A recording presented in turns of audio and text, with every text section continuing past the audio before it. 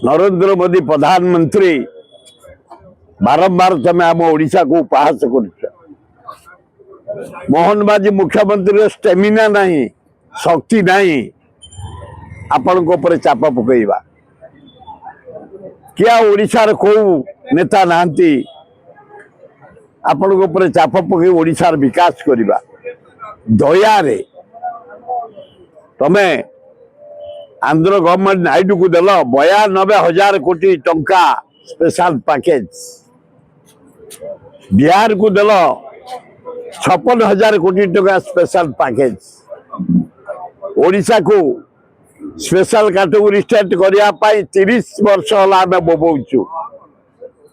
गत काली लोकसभा तुम मंत्री कहीदे प्रश्न उठूनी ओडिशा को स्पेशल कैटेगरी स्टेट करवा जदि नहला आमे बारंबार कहीचु 20 MP देचु तमे प्रधानमंत्री नरेंद्र मोदी बाहापिया प्रधानमंत्री तमे धोखाबाज प्रधानमंत्री तमे 20 MP नहीं ओडिशा तमे प्रधानमंत्री अथच आर्थिक साहाय्य ओडिशा किसी नहीं ये बजेट रे आमे कहलु छत्तीसगढ़ बंध पकई रखिला महानदी पानी 80 भाग चाषी ओडिशा आम बंचुचु चाषरे पानी